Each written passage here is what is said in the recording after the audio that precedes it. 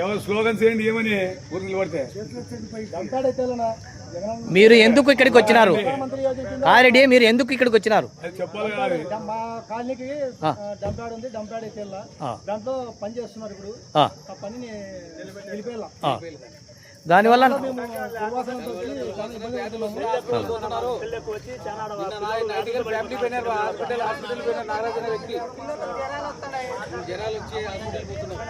ఎత్తేయాలి ఎత్తేయాలి compost yard ఎత్తేయాలి, ఆపాలి ఆపాలి పనులు ఆపాలి అనల్లా చేయి స్టార్ట్ చేయమల్లా. నారాజు చెప్పు నారాజు.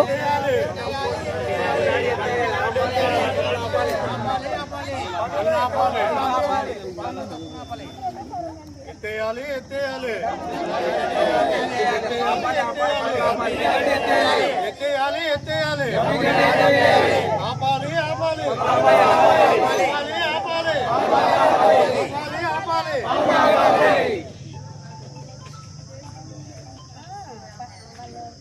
50 ఇల్లు శాంక్షన్ అయినాయి. 150 400 ఇల్లు దాకా మనుషులు చేశారు.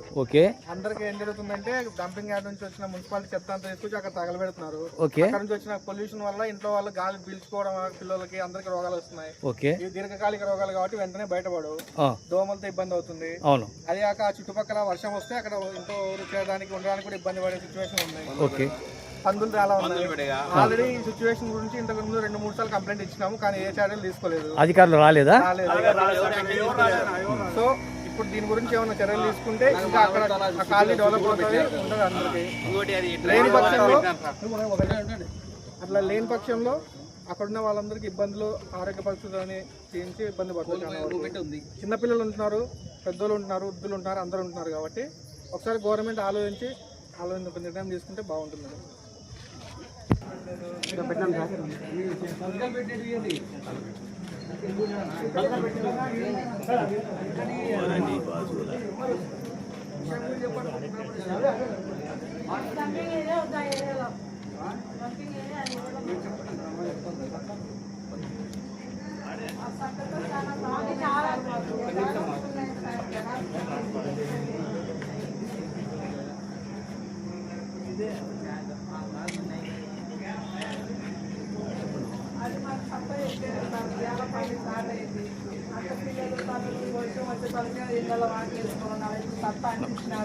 అది పని స్టార్ట్ చేసినారు, మీరు వచ్చి ఆ పని చూస్తే మీకు అర్థమవుతుంది సార్.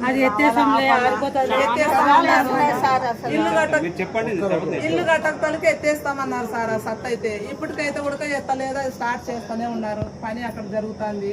ఆ సత్త నుంచి మాకు ప్రాబ్లం ఎక్కువ. ఆ బ్యాటరీ అక్కడ కట్టకుండా ఎత్తేయడం సార్. ఇప్పుడు అది ఆల్రెడీ పాత కంపోస్ట్ యార్డ్, దానికోసం గవర్నమెంట్ ఏంటంటే లెగసీ వేస్ట్ క్లీనింగ్ కోసం ఆల్రెడీ 40% క్లియర్ తీసుకున్నారు.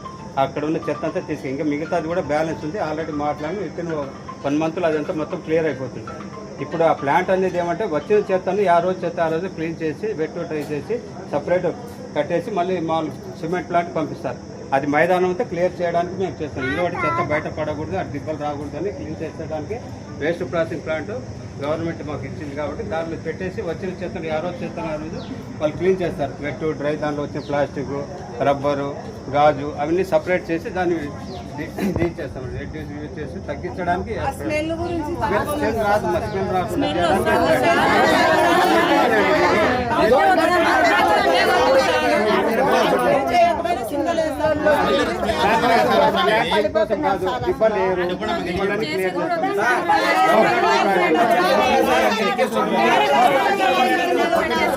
తీసేస్తాను నేను. చెత్త ఉండదు.